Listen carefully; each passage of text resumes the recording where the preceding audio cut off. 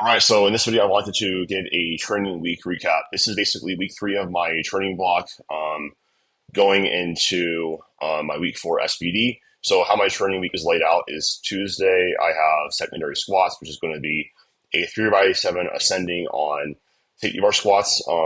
These felt a little bit tougher today or on when I did them just because I wasn't really eating enough, kind of coming off of being sick. This block's been a little bit weird with, being sick for 2 weeks with COVID, and then having to change around my training microcycle. Basically, microcycles is the training week that you are performing. It's just, and it matters because your acute fatigue patterns change. So basically, when your body feels at the strongest on it, there's a little bit of lag time when adapting to a new training week layout. And with meet timelines, instead of starting out on like a week one, I had to sort of do like a week two, which is a little bit heavier than I would have liked. In general, if you are going to be starting off a new training split, it's really good to have what's called an intro week, where it's a little bit less volume, less intensity, so that your body can more easily adapt to what is new. So, but overall, like, kind of just locked in and still move this at the prescribed RPE for the day, which was going to be a 5.5 RPE cap.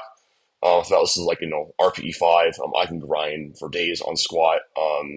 And kind of just realized after this, I'm like, okay, I need to take my eating a lot more seriously than I really was going into this. I had a lower weight of like 196 on this day.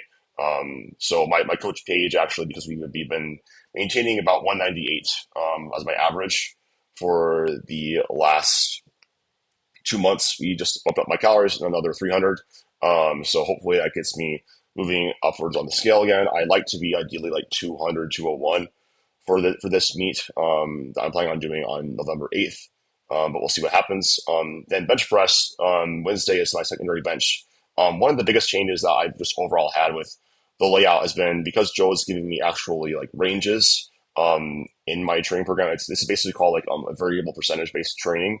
Um, and this is really how I program for my clients, where I have a certain range associated with the RPE I want for the day. And Joe is really just managing my load a lot better across the training week, and I feel a lot healthier in general with my joints and connective tissues, especially on bench press. But really, this felt really easy. Like it's like RPE like 5 for this set of 7 on bench press. I've also been working a lot more on my scapular mobility with it being able to achieve external rotation of my shoulders. And that's been helping out a lot. I'll probably go into that a little bit more in depth later. But this is going to be my Thursday, my primary deadlift day. I went back to sumo on this day because what I found is that my best training on deadlift has been basically 3 blocks of singles. Where the first one I go heavy on a single on conventional, then I go to sumo. And something about a heavy conventional deadlift really potentiates a lot of progress for me on my deadlift. The biggest thing I'm focusing on right now is really hinging down to the bar. I'm still working on it a lot. You can see like I'm not sure. I'm trying to make sure that my knees don't really come forward as much, and I'm really focusing on trying to let my chest go down with my hips as I'm going down to the bar, just to put myself in a better spot to leverage against the bar. Actually, use my legs with my back instead of just like yanking on the bar and pull, and just like I can actually pull some slack this way. I also did one more set of 5 after this, but my camera didn't record it. But sumo is feeling good right now. And I was a little bit concerned with like, oh, I don't know like how this is going to feel like going into my primary squats on Saturday, but all I really haven't had many issues, if at all, just from this new layout. And then what's weird about my bench is that my best training period on bench press was I was doing it 4 days a week, and I was doing a 5x6 before my primary day.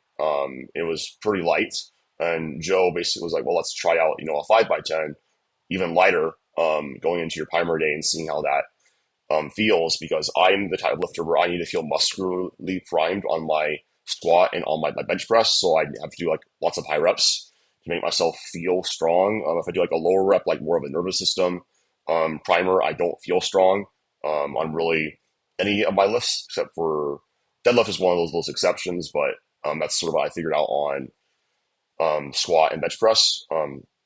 Now this is my primary squat day. I actually set a PR today, and I was surprised because I've been dealing with some chronic lower back fatigue and pain.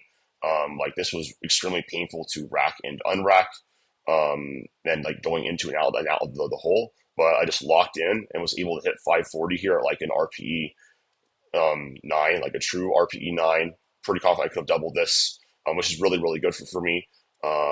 Just squat is going really, really well. Have lots of momentum for the rest of prep.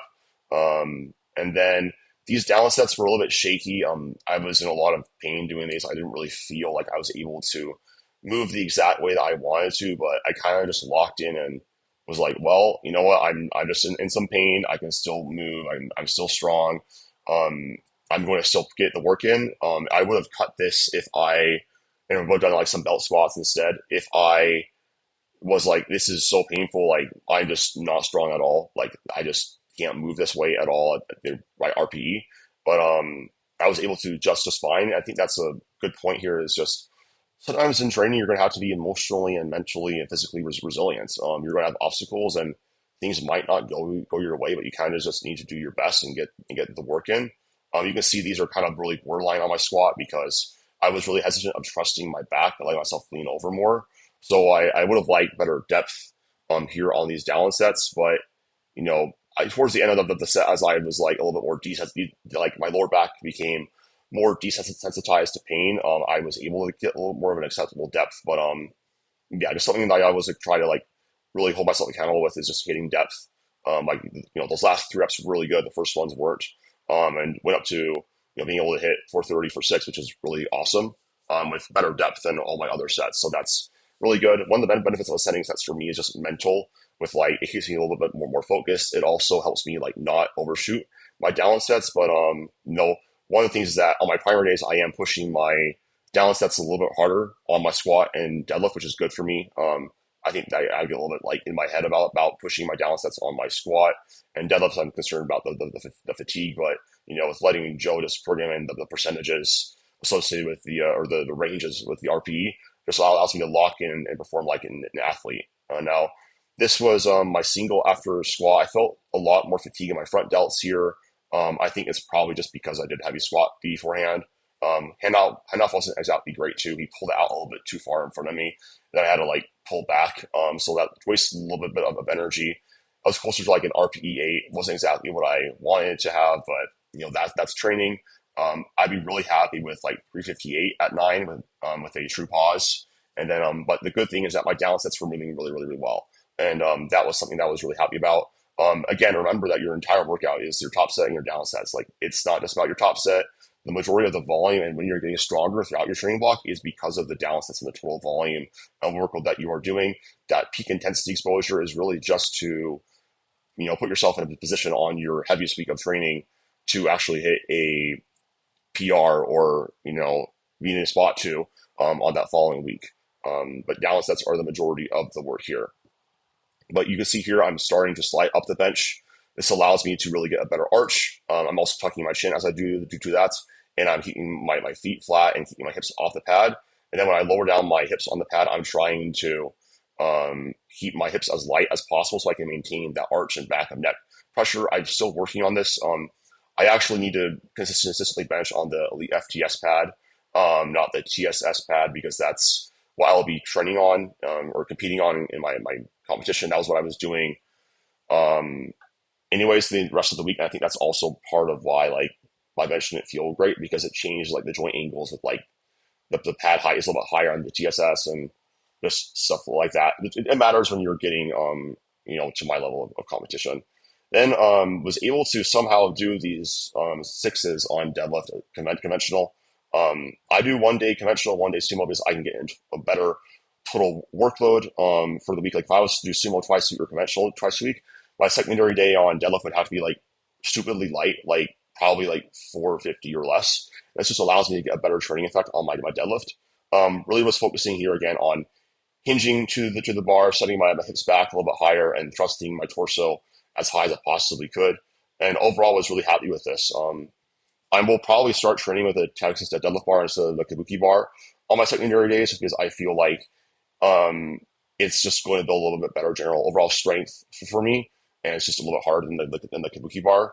and it also allows me, it really forces me into a better position off the floor. So this overall is very happy with how it went. But yeah, that's sort of like the recap for the training week. Next week I have week 5, which is going to be a deload on squat, and then I'm doing my heaviest deadlift and my heaviest bench press. So I'm going to excited to see how that goes with having a little bit more of a longer macro cycle, and then that'll sort of let me know where I will probably be at for my meet in November. So yeah, hope you guys enjoyed the video. If you have any questions, just let me know.